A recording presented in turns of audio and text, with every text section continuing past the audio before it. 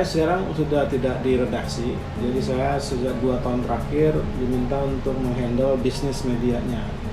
Jadi saya sekarang posisi saya direktur utama untuk Tempo Digital. Karena itu pertanyaan-pertanyaan yang harus saya tangani itu lebih menyangkut sustainability, jadi keberlangsungan dari jurnalisme. Saya kira yang paling menarik dari jurnalisme itu adalah fungsinya untuk menjadi pelapor. Dia punya fungsi yang dibutuhkan oleh publik, ya, karena kan publik itu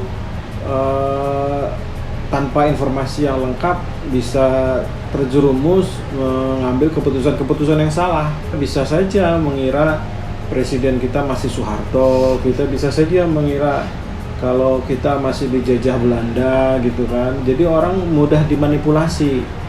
Sejak muda sekali saya memang sudah bercita-cita menjadi wartawan. Jadi memang menulis, membaca, menuliskan laporan tentang kegiatan itu sebuah hobi yang saya lakoni sejak dulu ya. Jadi boleh dibilang memang menjadi jurnalis itu bagian dari cita-cita saya sejak dulu. Oke, by Foundation ya, betul ya Pak? Saya terpilih di program yang namanya Nieman Fellowship yang diadakan oleh Nieman Foundation for Journalism. Ya, Nieman itu adalah sebuah program yang diadakan di Harvard University untuk wartawan-wartawan.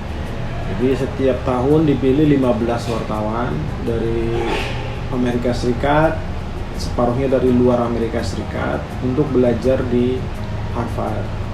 Belajarnya bebas, mau belajar apa saja boleh, jadi bebas.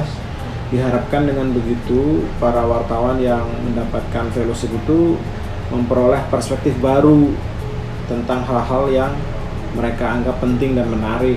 Di situ betul-betul ada pengalaman baru, sesuatu yang tidak pernah saya alami sebelumnya. Hidup di lingkungan akademik yang sangat standarnya sangat tinggi, dan merasakan bagaimana interaksi intelektual. Setiap hari pasti ada diskusi-diskusi. Jadi 1 tahun itu memang betul-betul membuka wawasan. Sepulang dari sana saya punya banyak sekali ide yang kemudian saya bawa ke Indonesia, ke dunia jurnalistik di Indonesia. Ada satu kelas yang khusus ya di MIT. Nah, di situ ada satu kelas yang judulnya The Future of News atau masa depan berita. Dalam 1 tahun saya kuliah di sana. Itu mungkin mata kuliah yang betul-betul mengubah cara saya berpikir tentang jurnalisme. Karena jurnalisme itu harus berkembang dan beradaptasi, terutama di era digital.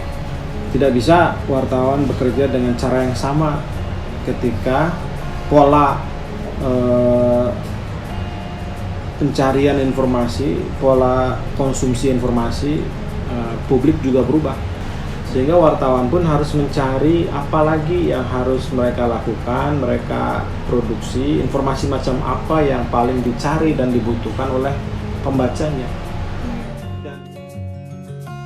Jadi menurut saya AI ini bisa jadi sebuah breakthrough, bisa jadi sebuah opportunity yang ditunggu-tunggu oleh industri media dan tentu saja para jurnalis yang bekerja di dalamnya. Tetapi kalau tidak dihandle dengan baik, AI ini bisa menjadi ancaman juga, bisa mengakhiri karir dan profesi jurnalis di dunia. Tapi saya cenderung melihat ada skenario yang lebih optimistis gitu ya, ketika AI justru mendorong wartawan menjadi lebih relevan.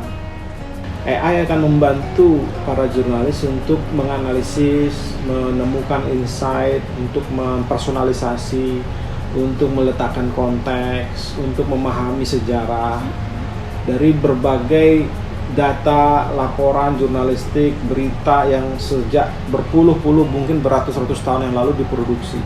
Kalau semua informasi itu bisa kita kemas dan bisa kita olah, maka setiap laporan jurnalistik yang kita produksi setelah AI muncul itu jauh lebih mendalam dan jauh lebih berkualitas. Dan kita bisa mencontoh. Ya, saya kira wartawan harus tahu apa kode etik jurnalistik.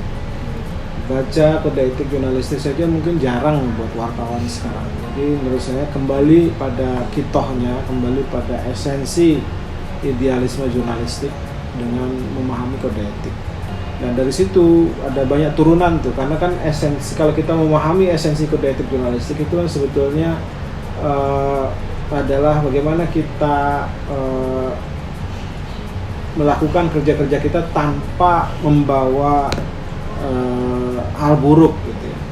Minimizing harm, bagaimana kita meminimalisir kerusakan pada pihak lain ketika kita melakukan fungsi atau kerja-kerja jurnalistik. Jadi kalau kita pahami apa saja esensi kode etik jurnalistik itu dan kemudian kita terjemahkan pada kerja-kerja jurnalis di era digital, maka akan ketemu tuh sebuah formula bagaimana jurnalis prinsip-prinsipnya apa supaya bisa dipercaya publik, tetap berintegritas, tetap kredibel.